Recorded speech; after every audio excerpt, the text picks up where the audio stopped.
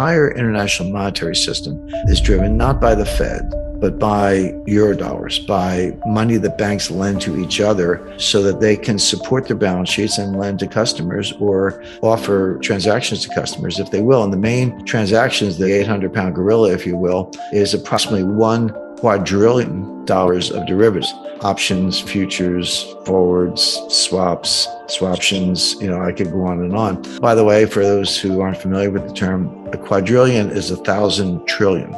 So we've got about 1 quadrillion or 1,000 trillion dollars in derivatives. All of that, almost all of it, has to be backed up by collateral. I could say, if I'm a hedge fund and you're Morgan Stanley and I call you up and say, I want a $5 billion total return equity swap, which is basically a derivative basket of stocks, and I can buy and sell stocks all day long up to 5 billion. It'll be notional. You'll pay me the profit or loss and dividends, but I don't actually own the stocks. I just have a $5 billion swap with you. And then you go out and maybe buy the stocks and hedge your position. You'll do that for me if I'm a big enough hedge fund or sovereign wealth fund or institution or whatever. But you want collateral. I don't have to give you $5 billion worth of collateral. I just have to give you enough, a little bit of foundation and the mark-to-market losses. So if I lose money on that deal, I will give you that much collateral until such time as we close it out, et cetera. So collateral is the key to the whole quadrillion-dollar structure I described. What can be collateral? Well, basically securities. But we're in a stage now where banks and hedge funds and others are becoming suspicious or nervous about each other's credit. And these are the early signs of a global liquidity crisis, which is different than a recession and different than called a plain vanilla financial crisis. The liquidity crisis, is when you get ready to turn up the lights. So what's good collateral? Well, it used to be a lot of things, but today banks are saying to each other or to their clients, we don't want your corporates, we don't want your stupid mortgages. We don't even want treasury notes that are past 2 years. We want treasury notes maybe with a haircut or 6-month bills, 4-week bills, 30-day bills, the best, absolute best, most liquid form of collateral. Well, okay, first of all, there's a scarcity of that. There's a collateral shortage, and banks desperate to prop up their balance sheets are asking, we're going to get some treasury bills. And they're bidding for them at prices that produce yields to maturity lower than what the Fed will give you for free. So if I'm a bank and I can call the Fed and the Fed will give me some treasury bills and I give them cash under an agreement to unwind that, and the interest rate on the cash is whatever, why would I go out in the market and bid on a treasury bill that pays me less than what the Fed will give me for a phone call? Why would you do that? The answer is you need the bill. In other words, you don't need an expanded balance sheet. You don't need more credit at the Fed. You need that bill to pledge as collateral on this quadrillion dollars of derivatives. And that's what's happening. So how do I get a bill if I'm Deutsche Bank or Credit Suisse or UBS or Unicredit or Barclays or anybody else? I need dollars. The bills are denominated in dollars. So if I want to buy them, I got to get some dollars. So there's this huge bid for dollars that can be used to buy the treasury securities, to pledge as collateral to prop up the balance sheet.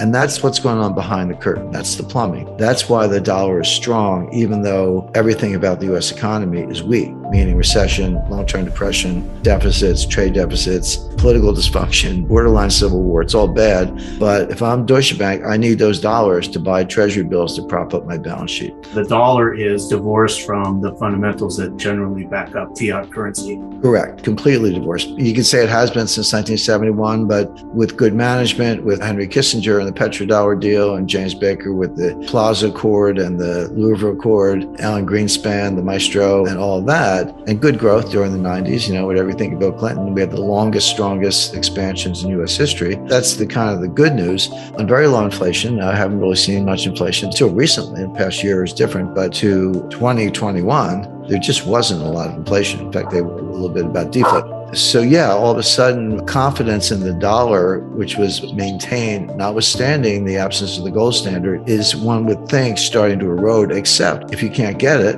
or you can't get it at a price, or the dollar gets too strong, et cetera, or the yields get negative, et cetera, et cetera. What happens is, and this is happening, the banks are reducing their balance sheets. And it's just a matter of time, in my view, not guaranteed, but one could see a situation where suddenly some major player goes bankrupt. They can't meet a collateral call, or a bank gets in distress, or there's a run on the bank. Now we're back to 2008. This wouldn't look like 2020. This would look like 2008, except worse. Energy shortages because of the Biden energy policy, empty shelves, supply chain breakdowns, bottlenecks at the Port of Los Angeles, not enough truck drivers, higher fuel prices get passed along. Everything arrives by truck. At the end of the day, it could come by boat or train, but somewhere in that delivery transportation channels, there's a truck, and they run on diesel. And when the price of diesel goes up, the price of everything in the truck goes up, because you got to factor the delivery costs into the cost at the counter. That's kind of what's going on from the supply side.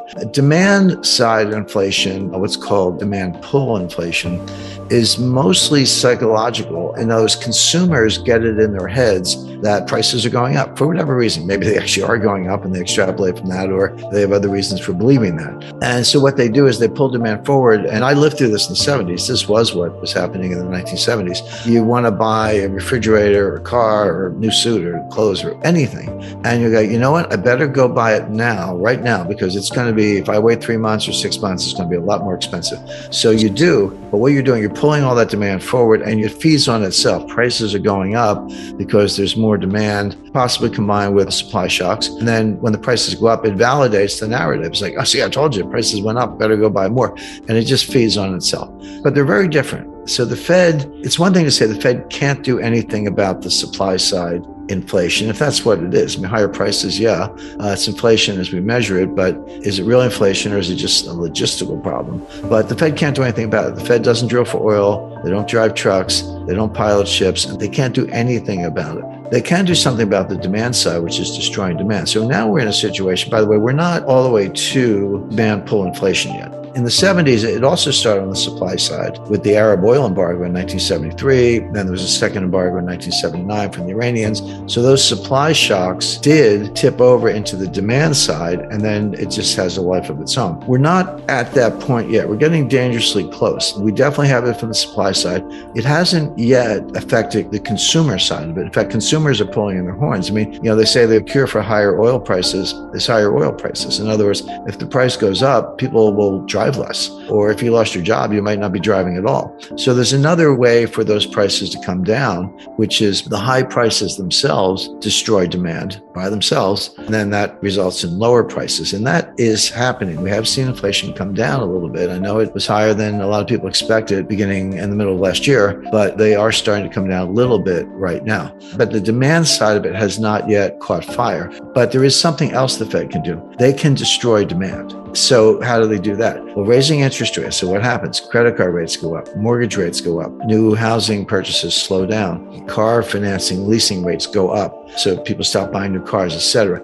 If you do that enough, you can destroy demand, but it's at a very high cost, because what are you doing? You're putting the economy in a recession.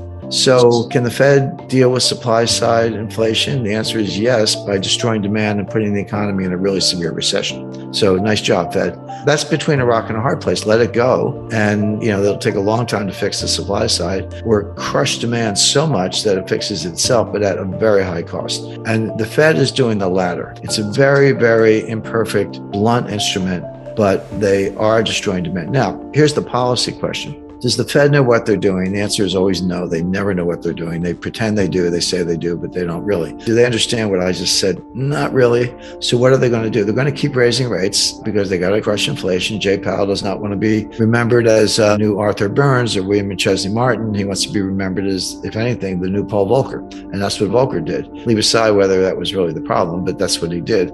So Powell is going to keep raising rates, and they may raise them 75 basis points in November, again in December, into 2023. And you're like, wait a second, Jim, you said we're in a recession and unemployment is going to start to go up and there's demand destruction because of higher interest rates. That may result in declines in housing prices. Inflation may cool off. So why is the Fed raising rates into weakness?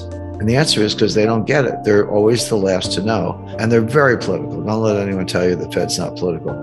So here we have the situation where the inflation is coming from the supply side. Fed can't do much about it. They can destroy demand, but that'll throw us into a recession. So why are you raising rates into what may be both a coming recession and a global liquidity crisis, which we just talked about? The answer is that's crazy. You shouldn't do it, but it's the Fed and they probably will. The difference between a recession and a depression, this is not well understood. Recession is very numeric. There is a referee, something called the National Bureau of Economic Research based in Cambridge, Massachusetts. It's a panel of, I believe, 9, kind of PhD level economists. They decide when a recession started and when it's over, and therefore when the recovery began, et cetera. They're not an official body. The government kind of goes along with what they're saying, but even when they call it, it's their opinion and people are guided by that. But just to be clear, it's not a government agency making these decisions. Their rule of thumb is 2 consecutive quarters of declining GDP. That's the rule of thumb. Now, there's more to it. They look at unemployment, they look at incomes, they look at a number of other factors. But based on the rule of thumb, we're already in a recession. The U.S. had declining GDP in the first quarter of 2022. We had declining GDP in the second quarter of 2022. The loss was not as big, but it's still a loss, still in the red. So we've had the 2 consecutive quarters of declining GDP through, at this point, several revisions by the U.S. government. So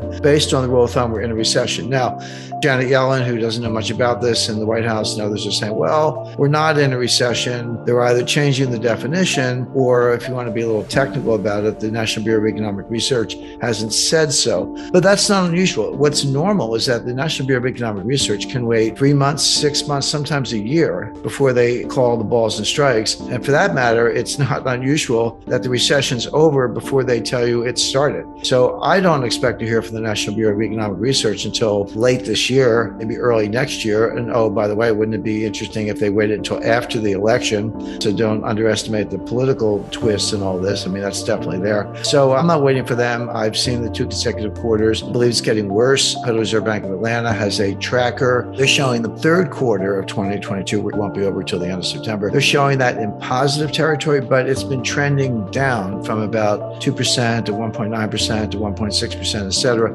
That's also not unusual. They have a very interesting statistical method. I give them a lot of credit, but what they do, everyone on Wall Street takes the data. The GDP data comes in, some of it weekly, monthly, quarterly, whatever, and you got to get all the data before you make a final call. So what Wall Street does, they take the data they've got and they extrapolate. They say, well, based on regressions and correlations, et cetera, we think it's going to end up like this. And they're usually wrong. Atlanta Fed does something different. They take the data you've got, instead of extrapolating it, they say, well, what if this is all we had? What if this was the only data we had? And without guessing as to the unfilled pieces of the jigsaw puzzle, we'll give an estimate based on what we know. And that's what they do. But one of the results of that is the estimate, again, it's a rigorous method, the estimate tends to decline over time, because if you're in a recession and it's getting worse, by definition, the bad pieces are going to come in later in the quarter. So we saw this in the second quarter. They started positive and ended up negative. They started positive in the third quarter. It's trending down. We'll see where it ends up. I don't have to call it the third quarter, but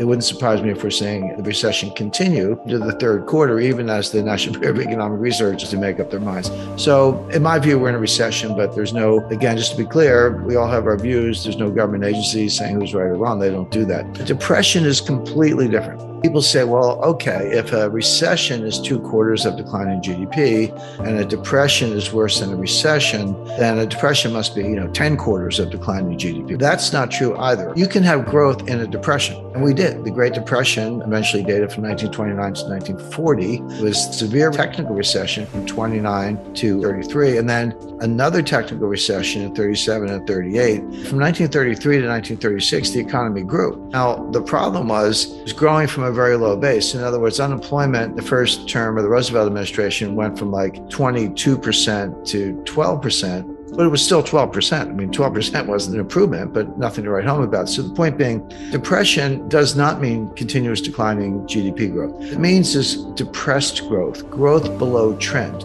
So if your potential is 3.5%, 4%, which it probably is in the United States, it's not necessarily higher than that, except for short periods of time. If your potential is, 3.5%, 4%, you're growing at 2%, which, by the way, from 2009 to 2019, average annual growth rates were 2.2%. We had 10 years of 2.2%, and not a lot of variance around that. There were no 5% quarters, and there was one mildly negative quarter, but it really kind of crowded around that central tendency. But if your potential is 3.5 and your actual is 2, then you have depressed growth. And imagine 2 curves, one's going up like this and the other one's going up like this.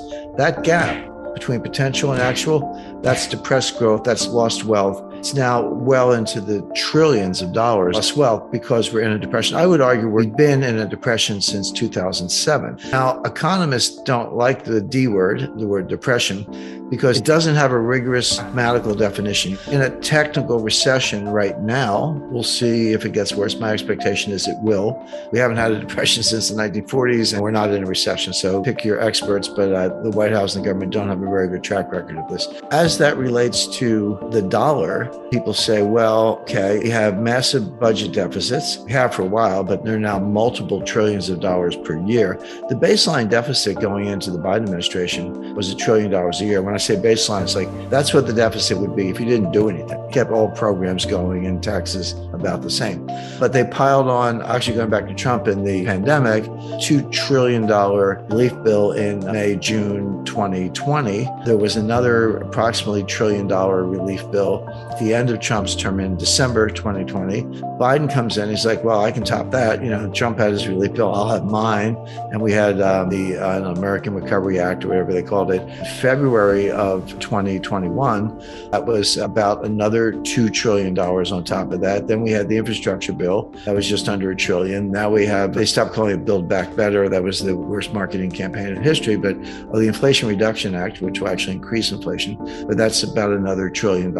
We just had $300 billion of student loan forgiveness. Sounds, like peace, love, and understanding, except the taxpayers have to pay that. When you forgive the student loans, it goes into the budget deficit. People don't understand the accounting, but that's how it works. You don't have a deficit when you make the loan. It's carried on the books as an asset. But if you forgive the loan, you have to write it off. And then that does hit the deficit at that time. So we're talking about, at this point, $5 or $6 trillion on top of baseline deficit. The U.S. debt to GDP ratio is up around 130%, going higher. Who else has like 130% debt to GDP ratio? The answer is Lebanon, Greece, and Italy. That's your lunch table. This is the peer group that the United States is in, not counting Japan. Japan's in a world of its own, but they're much higher. But that's what the modern monetary theorists say. Hey, look at Japan. They're 300%. We could triple the debt and it's all good. That's not correct, but that is what they say, and Congress is acting that way. So with all that, budget deficits, trade deficits, high debt to GDP ratios, out of control spending, et cetera, why is the dollar strong? People are like, well, hey, people should be getting out of the dollar. It looks like the end of the world. Well, it's not. And here's why. There's a dollar shortage around the world. And people say, how can that be? The Fed printed, $7 trillion of money, M0, actually higher than that. I think we're up to 9 trillion. They just flooded the zone with money. And the answer is yes and no. Yes, they did print over $7 trillion of base money, so-called M0. But that money didn't go anywhere. The Fed, how does the Fed print money? Well, they buy bonds from dealers, from the big banks, the so-called primary dealers. So the open market desk at the Federal Reserve Bank of New York calls up Goldman Sachs. They offer 10-year notes. Goldman says, here's a price. Okay, done. Goldman delivers the notes to the Fed, and the Fed pays Goldman. And that money comes out of thin air. And Goldman takes the money and gives it back to the Fed as excess reserves. It doesn't go into the real economy. Nobody borrows it. Nobody spends it. Nobody lends it. All that happens is at the Fed, you're building up both sides of the balance sheet. You're building up the asset side with U.S. Treasury securities, and you're building up the liability side with deposits from the primary dealers in the form of excess reserves. So that money doesn't do anything. I mean, it's printed, if you want to say that, but it has not caused inflation. The inflation comes from, as I discussed earlier, from the supply side. The price of oil, supply chain disruptions, wheat, food, gasoline, et cetera. Inflation is flooding in, and it's exacerbated by fiscal policy. What I just described about the money printing, that's monetary policy, okay. But fiscal policy, which is the 5 or 6 or probably $7 trillion of deficit spending, that's helicopter money. When the federal government, the Congress, and the Treasury hand out checks, that's helicopter money.